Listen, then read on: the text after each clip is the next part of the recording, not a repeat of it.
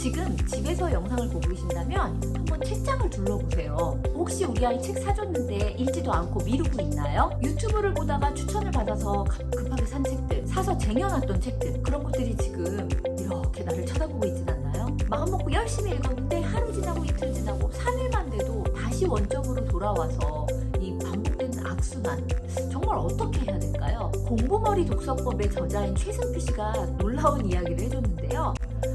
보통 사람들은 3일 연속으로 그 이상으로 책을 읽기가 거의 어렵다는 것입니다. 위안이 되시죠? 책을 읽지 못하는 사람들이 가지는 공통적인 이 습관만 잘 잡으면 책을 읽지 못하는 아이도 잘 읽게 된다는 거예요. 오늘은 이 책과 또 이 책이 있는데 이렇게 두 권의 책과 함께 또 50만 조회수 이상의 그 영상 같이 참고해서 여러분들에게 어떻게 하면 우리 아이가 공부에 도움이 되는 공부머리를 가지고 있는 문해력을 같이 갖추게 될지 한번 이야기 드리도록 하겠습니다. 저는 마포 어린이 어도서관 관장을 했고요. 지금은 클루 국영수학원 원장을 하고 있어요.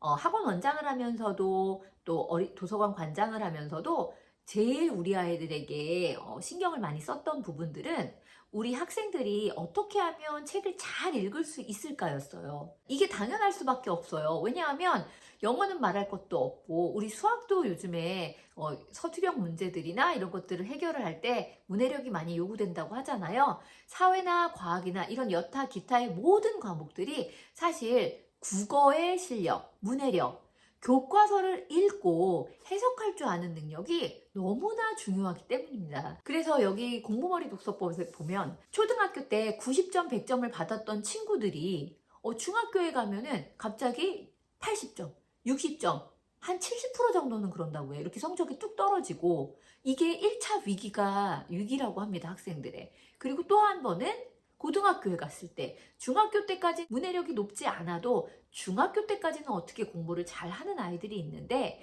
고등학교에 가서는 정말 100% 문해력이 있는 친구들만 교과서를 읽고 자기가 그렇게 그 안에서 이해하고 학습할 수 있는 친구들만 상위권이 된다는 거예요. 코로나 이후에는 점점 더 이 문해력의 격차가 심해지고 있는 것이 사실입니다. 공부머리 독서법을 위해서 이 책에서 주장하는 것은 초등 3, 4학년 정도 됐을 때 학생이 혼자 스스로 읽고 이해하는 능력을 반드시 길러줘야 된다는 거예요.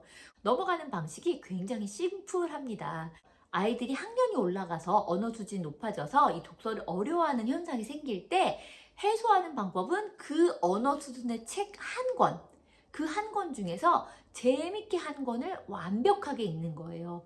정말 독서 논술을 직접 가르치면서 이 최승필 작가는 아이들이 좋아할 만한 책, 그래도 이제 베스트셀러 아니면 아이들에게 정말 잘 먹혔던 그 책을 앞전에 이렇게 막 배치를 한다라고 얘기했는데요.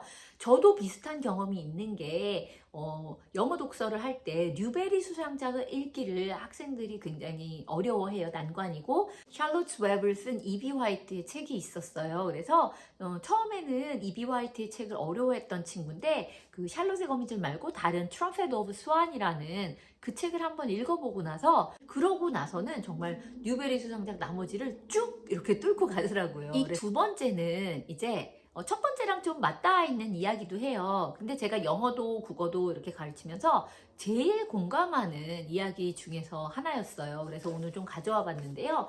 읽어드릴게요. 독서가가 되는 방법은 딱 하나뿐입니다. 이게 진짜 유일한 방법이라는 거예요. 근데 저도 정말 그렇게 생각합니다. 주위의 독서가든 세상 사람이 다 아는 글로벌 리더든 역사 속 위인이든 다 마찬가지입니다. 어느 날 우연히 재밌는 책 한 권을 만났을 뿐입니다. 재밌게 읽었으니 다시 찾아 읽게 되고 그 과정에서 또 재밌는 책을 만납니다. 따분하고 어려워 보여 손 안 댔던 책들에 푹 빠져서 읽는 독서가로 성장하게 됩니다. 저는 이 말에 너무너무 동감을 해요. 이렇게 재밌는 책 한 권을 만났잖아요? 그리고 그냥 재미를 붙였고, 재미를 붙였으니까 또 하고 또 하고, 우리 재밌고 좋아하는 건 계속하고 싶잖아요? 계속하면 잘하게 됩니다.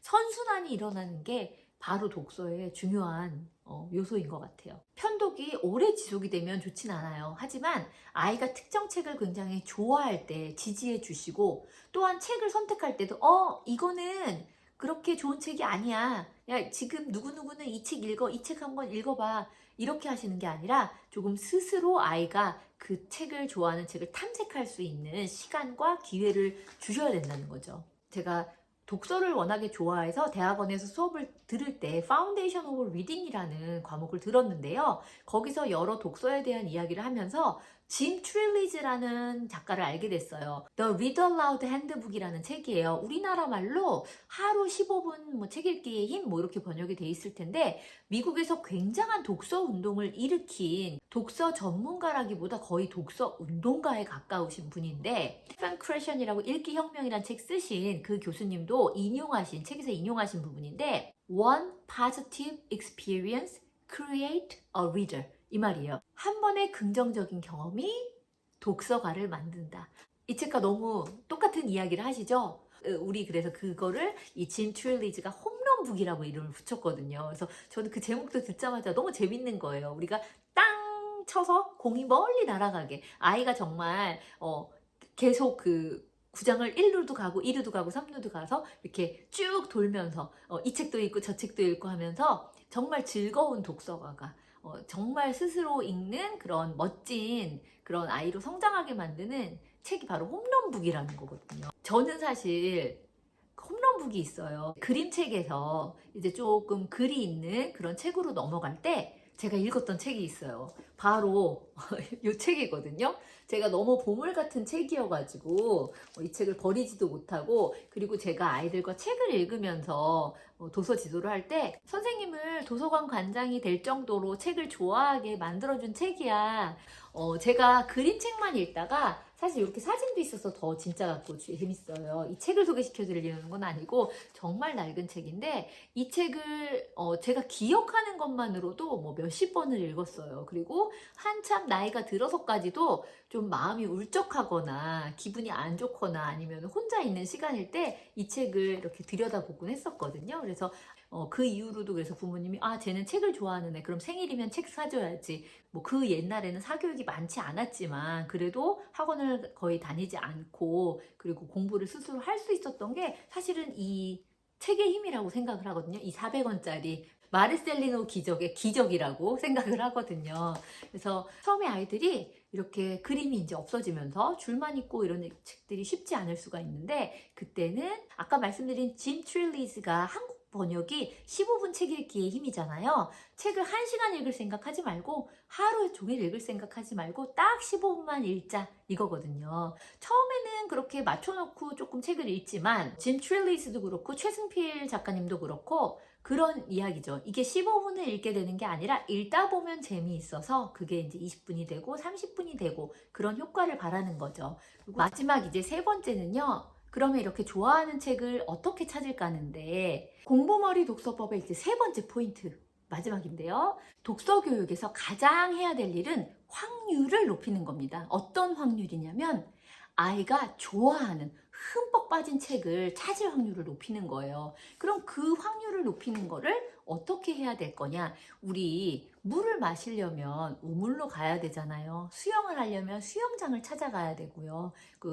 우리 이제 도서를 하기 위해서는 도서관을 가자는 거죠. 그래서 부모님과 함께, 아이와 함께 도서관 가서, 물론 부모님들이 책을 딱딱딱 골라 오셔가지고 이 중에서 봐 하는 것도 좋지만 정말 자율성이 우선시 되고, 그래야 이 아이가 좋아하는 책을 고를 확률이 높기 때문에 가급적이면 아이와 함께 도서관에 가셔서 시간을 좀 보내시고 그 안에서 아이랑 같이 이제 책을 골라보시는 건데, 사실 이게 이제 고학년이 되거나 중학생, 고등학생이 되면 어려운 이야기예요. 그래서 초등학교 저학년 혹은 미취학일 때, 그때는 정말 도서관 데이를 정해놔도 좋을 것 같고요. 그래서 아이랑 이렇게 방문하시면서 책을 읽으셔도 좋을 것 같고요. 아이에게 옆에 서가지고 빨리 골라봐, 좋아하는 책 골라봐, 이렇게 하시는 게 아니라 나는 무슨 책 보고 싶지? 하면서 이렇게 골라보시라는 건데요. 사실 저는 독서가 다이어트랑 되게 비슷한 것 같아요. 우리 같은 식구라고 하잖아요. 같은 음식을 먹는 사람들, 비슷한 체형에 비슷한 식습관과 비슷한 그런 건강, 그런 이력을 가질 확률이 높잖아요. 저는 독서도 그런 것 같아요. 우리 간 식구의 취향, 독서 취향이 생기게 되는 거죠. 그리고 또 독서는 운동과도 되게 비슷한 것 같아요. 요즘에 제가 되게 재밌게 본 게 근육 1kg를 늘리면 1억을 버는 거랑 똑같다, 이런 방송을 봤어요. 그래서 개그맨 송은이 씨가 그래서 뭐 5억을 벌겠다 막 그런 것도 막 얘기하고 농담으로 하는 걸 봤는데, 저는 가끔 궁금해요.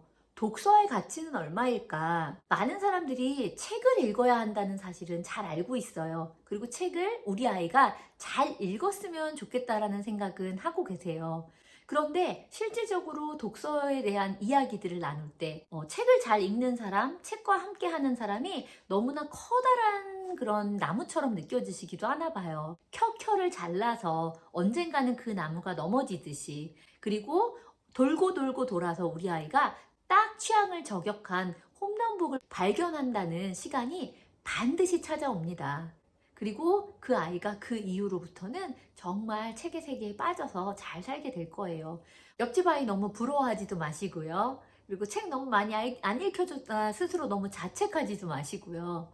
오늘 이 주어진 상황에서 또 독서에 대해서 한 번 더 관심 가져주시고, 우리가 운동을 해야 된다고 생각하는 것처럼, 우리가 건강한 음식을 먹고 몸을 예쁘게 유지시키는 다이어트를 해야 하는 것처럼, 또 돈을 버는 재테크를 하는 것처럼 독서에 대해서도 또다시 한번 관심을 가져주시고, 책을 읽기에 또 온 가족이, 우리 식구들이 책 문화를 만들어 보는 그런 시간이 되셨으면 해서요. 다시 한번 책에 대해서 여러분들과 함께 나누는 시간이었습니다. 또 다음에도 좋은 이야기로 찾아뵙겠습니다. 구독 지금 눌러주시고요. 그리고 다음번에도 더 알찬 이야기들로 찾아뵙겠습니다. 감사합니다.